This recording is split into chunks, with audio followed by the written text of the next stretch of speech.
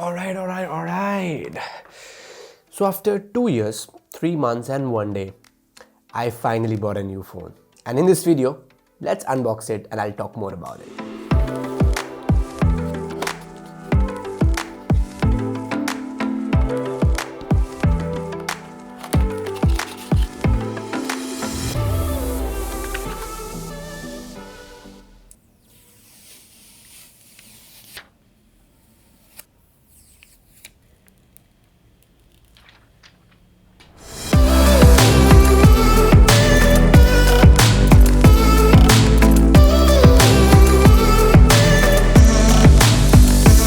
If you haven't guessed already, this is the Samsung Galaxy S21. And before you go and attack me in the comment section below as to Nirupam, why didn't you get the S21 Plus or the S21 Ultra? Well, because I have small hands and I like small phones. And S21 was one of those rare cases that you get a compact form factor which still offers almost the same specifications as a flagship. So this made much more sense to me. And I especially went with the Phantom Grey. Well, come on guys, although the Phantom Violet is a new color and everything, look at this grey. Isn't it beautiful? Fun fact, I actually ordered the Phantom Violet first, but I cancelled that order and then purchased it again in Phantom Grey. And I love this color. So I have been using the S21 for almost 24 hours now. It's just been 1 day. So this video will be mostly me sharing the initial impressions or me answering the questions that I had before I actually got the S21. So without any further ado, let's get started. Now, if I start to talk about the design of the S21, again, I really like it. I really like how it fits in my hands. It's not the most compact phone out there, but it just hits the right balance of a big screen size in a compact form factor. So I really like that about this phone. Now, the number one thing I had in my mind while I was getting the S21 was that this has a plastic back, unlike the S21 Plus or the S21 Ultra that comes with a glass back. So how bad it is, you might ask, right? Well, honestly guys, not bad at all. I would say Samsung has done a really good job of at least making this plastic feel like the same as we have the glass back on the S21 Plus and Ultra. And of course, like glass is glass and glass breaks, so plastic will be more durable is what I'm expecting. So you might as well save up on some repair costs if you are a little bit more clumsy with your phone. I am not. I keep my phone like a baby.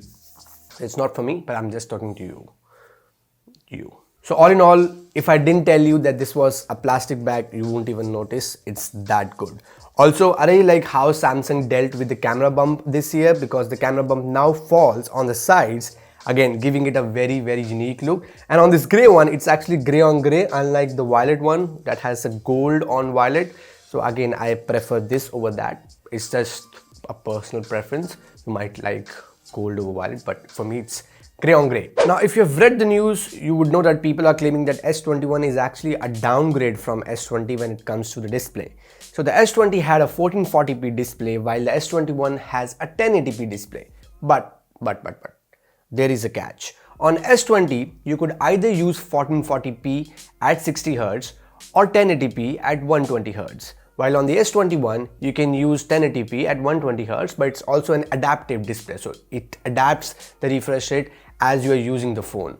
So if you're going to tell me that you would prefer 1440p 60Hz over 1080p 120Hz, well, my friend, you're not my friend. Come on, 120Hz makes so much more difference, especially for me because I am coming from a OnePlus 6T. So this was one of the bigger upgrades for me on the S21. And so far, I would say the 1080p display, at least on this screen size, which is 6.2, is not bad at all. Of course, if you're coming from a phone that had a 2K display, you will definitely notice.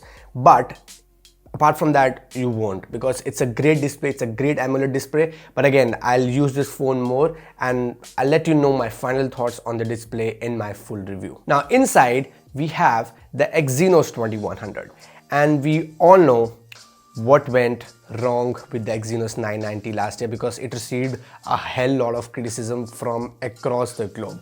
So how is the 2100 on this year's phone? Well, I don't know, because it's just been 24 hours, but I'm really curious to test this chipset out.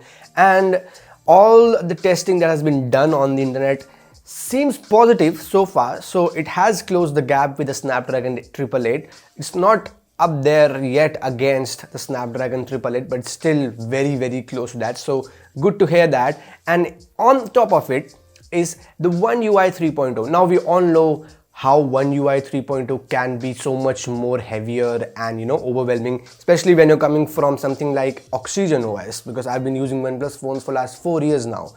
And I would say in my brief time testing this device, Samsung has done a really good job of at least making it feel like it's a minimal skin. It's not very stock Androidish. It still has a lot of features. I'm yet to explore all those features, but still I of course didn't face any lags or frame rate drops. Anything of the sort was not there. But yes, I'm very curious to test this One UI 3.0 as well, because it will be one of my first experiences of daily driving this Android skin. But one thing I would like to again point out, which I don't like about Samsung, is that they still give you a ton of bloatware when you first set up this device. Yes, most of it you can delete it, so that's a good thing, but I just don't like this approach. And also you would notice that Samsung will quietly advertise their own products here and there. And to be fair to Samsung, they do give you an option to opt out, but still, why Samsung? Now nothing has changed when it comes to the cameras from last year. So we do get the same 12 megapixel primary camera, 12 megapixel ultra wide camera, and a 64 megapixel telephoto lens along with a 10 megapixel selfie camera. And I haven't tested the camera a lot, although here are some initial shots I took from this phone, and so far I think so far so good, I would say, especially the selfie camera, because now Samsung gives you an option to actually go for the natural tone instead of the bright tone, so you will not get those forced skin smoothing effects on your selfies. So really appreciate that, Samsung. And also if you want to have the immediate look of all the samples I took from the S21, you might want to follow us on Instagram, because I will be uploading a lot of camera samples from this phone there. And of course, wait for my full review. I might as well do a detailed camera review of this phone. But so far I would say the camera is looking nice. It's again, like with the S20, it was not that bad at all. So it was not something which Samsung had to improve, but so far so good. Now running this all is a 4000 mAh battery, and I know it's not the biggest battery for a phone this size, but if this phone can last me a full day despite using it heavily, I think I will be more than happy and more than satisfied. So far it's been good. It's just been one battery cycle and I've been getting a screen on time of about 4 to 5 hours, which I think is decent. And also I'm expecting the Exynos 2100 to be way more efficient than the Exynos 990. Now the S21 comes with stereo speakers, and I'm really enjoying the speaker output from this phone. Again, it was not a great benchmark to cross because the OnePlus 60 only had a bottom firing speaker, but along with that I really like the haptics as well, and also the new improved fingerprint scanner as well, because Samsung claims that they have increased the size of the in-display fingerprint scanner. And I would say again, it's nowhere close to a physical fingerprint sensor, because come on, that's a physical thing, but it's still getting there, especially if you have the phone on the lock screen and you then unlock it. It's super fast. So let me also test it out and hold my thoughts for the full review on that as well. So yes guys, this was my quick impressions of the Galaxy S21, but I have an interesting point to note here. I think Samsung doesn't want you to focus on the S21, at least here in India, because this starts at rupees 69,999, which is actually more than the launching price of the S20. So this is again very contrary to what Samsung is claiming across the globe, that they were managed to cut the prices of the S21 across the globe, but not here in India. Also, this had the least lucrative pre-booking offers, and you will not find a demo unit of the S21 in any of the offline stores. You'll get a dummy unit, but not the demo unit. So I'm not sure what's their strategy, but they clearly don't want you to focus on the S21. But in case you are still planning to buy the S21 for yourself, make sure you're subscribed to TQnet, because I will be uploading a lot more videos around this phone in the future weeks. So make sure you hit that subscribe button and especially hit the bell icon so that you get notified whenever I upload these videos in future as well. So guys, this was it for this video. Let me know in the comment section below what do you think about the S21, and if you like this video, make sure you smash that like button, and also follow us on Instagram and Twitter. We will be uploading a lot more stuff about the S21 there as well. So yes, till then, keep asking, and I will see you in the next one.